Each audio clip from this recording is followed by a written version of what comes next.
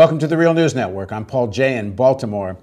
As the American presidential elections heat up as we get closer to September, President Obama clearly leads amongst African Americans in polling, but he needs African Americans to actually go to the polls, not just answer phone calls about how they're going to vote.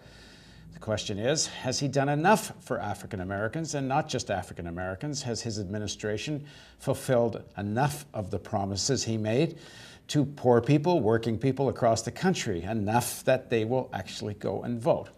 Now joining us to talk about all of this is Julianne Malveaux. She's former president of Bennett College for Women. She's an economist, an author, and a commentator.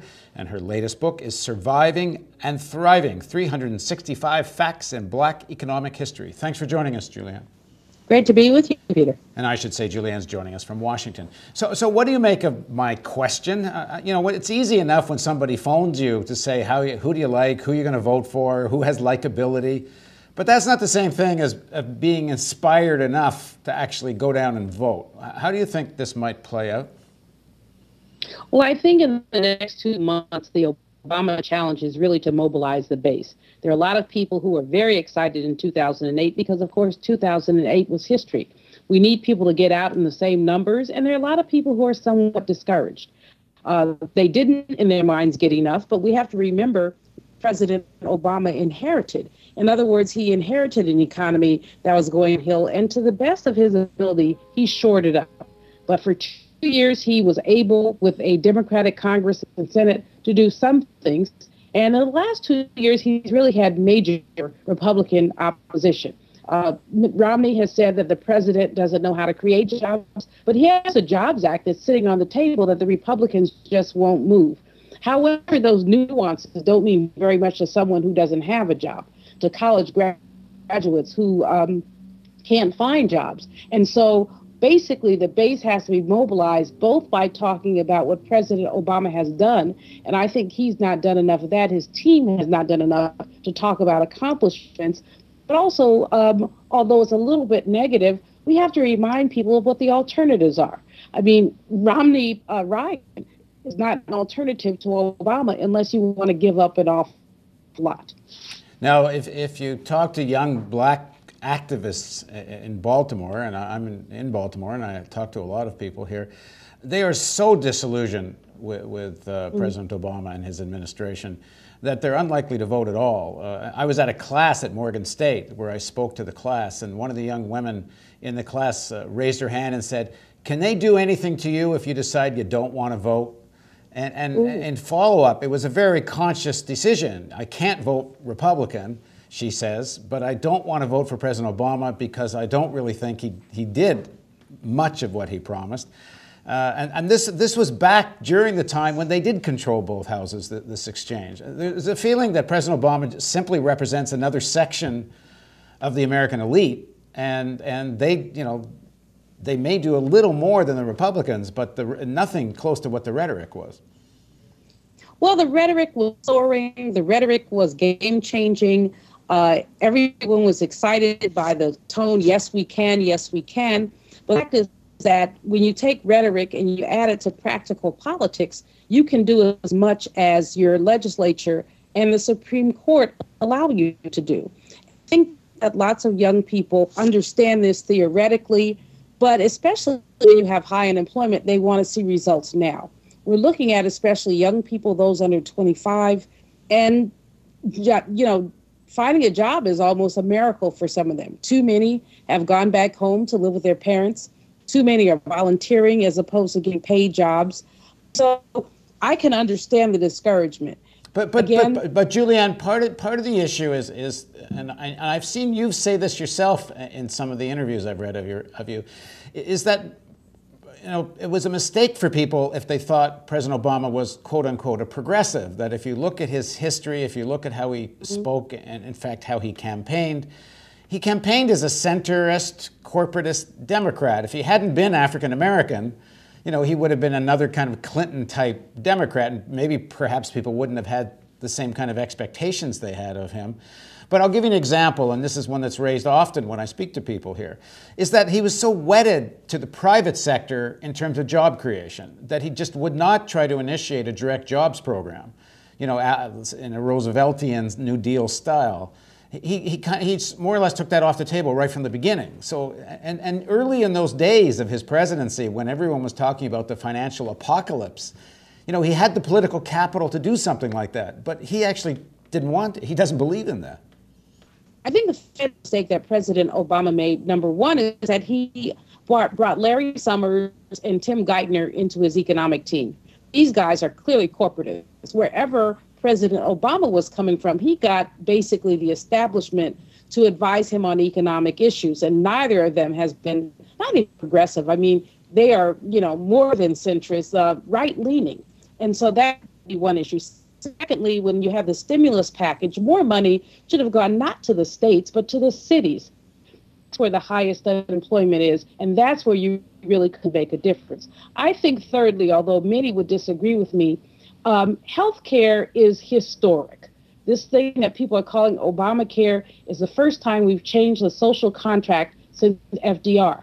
But flip side, look at how much political capital you had to get up. If I were President Obama, and of course I'm not, I would have done jobs before I did healthcare, because you would have had more people excited and engaged if they had jobs. And so jobs should have been at the top of the agenda, healthcare second. I think that you might not have seen the flip in 2010, but you did. But anyway, hindsight is 2020, and neither you or I is the President of the United States. I hate to say, come from a negative perspective and say consider the alternative, but that's one of the things we have to consider. Now, your young woman in Baltimore who you spoke to at Morgan State, frankly, is the rule and not the exception. I've had blistering debates with young people under 25 who aren't going to vote, who need to be persuaded to vote, who are disillusioned with President Obama, some of whom went out in the streets in 2008, registered people to vote, who aren't going to do it this time. I was recently with some friends who are high rollers. I'm not, but a woman who maxed out last time, 23.5 is what she gave. And she said this time she's going to give 5,000. And I said, why so much less? I mean, she hasn't experienced any losses in the stock market. And she said, I'm just less enthusiastic. So this is the challenge that President Obama... I'm curious, is she African American? Absolutely. So that's very interesting, because that's a constituency. I mean, if he loses that constituency, upper middle class or even well-to-do African Americans, that's a real weakness. Well, this lady's going to vote. She's going to vote. She's going to vote for the president, but she's not going to give as much, and that is alarming. But again, I think a lot of people are feeling disillusioned. So how do you combat that? First of all, this summer may be an exception, tends to be a pretty dry time for campaigning. While you and I and people who are political junkies pay a lot of attention to the conventions, a lot of people don't pay attention to politics until a little bit after Labor Day. And so September and October, with the debates and everything else, is going to be a high energy time. And the president's job is to take his high energy and his team and mobilize, get the base out. Okay, in one of your interviews, you said, essentially, I'm paraphrasing you, and if I'm a little brutal doing it, please say so, but more or less you said, okay, we're all pretty disappointed with the Obama administration, but, a Romney-Ryan presidency will be so much worse that you got to support Obama, and your but was now focus on developing independent politics, an independent movement that makes demands on behalf of African Americans and other working people. So if I paraphrased you right, what are you envisioning in terms of that independent politics? What does that look like? Well, Reverend Jesse Jackson with Rainbow Push, I think in 1988, he really did talk about independent politics. The late Ron Walters wrote extensively about independent politics. It doesn't have to be inside a... but the fact is that you won't even get fed in your mother's house unless you bring your plate to the table. In other words, African American people, progressive people, have not made demands. Some people have been so excited about having an African American president that they haven't brought their plate to the table. And if you don't bring it, you won't get anything. Even more importantly, I think people have to uncouple themselves from some of these parties and some of their rhetoric. We can still be supportive of President Obama or others, but I think that in some ways, working outside the system may be more effective at this juncture working inside the system. Romney takes it to the extreme, but before Mitt Romney, when you looked at, let's say, a Clinton and a Bush, I used to call them the Demopublicans and the Republicrats. In other words, when you looked at the parties, there was an awful lot of similarity, especially with the leaning to corporate America, often with the positions on social programs. And that's just not acceptable. We should be sending young people to college in much greater numbers. China, India, and Eastern Europe are investing in higher education while we're divesting. These are some of the conversations we need to have, and they don't need to be conversations we can have inside the party tent. So how then do you deal with it? Let me back up. How do you deal with the problem that every 2 years there's an electoral campaign that draws people back into this thing, that the Republicans are such a draconian alternative, you wind up supporting the corporate Democrats? And where does the independent movement develop then? Or is there any possibility of waging a fight within the Democratic Party, a real fight? Because a real fight would mean that at some point people have to say, well, we're not going to vote at all if there isn't some kind of movement. Well, let's look at the Tea Party and what they've done to the Republican Party. They've pulled them all the way to the right. The Tea Party does not represent every Republican, but the moderate Republican has almost become an endangered species because of the influence of the Tea Party. Why can't the progressive left organize in the same way? I don't want moderate Democrats to become endangered, but what has happened in the past couple of decades is that the progressive position has been swallowed by the centrists.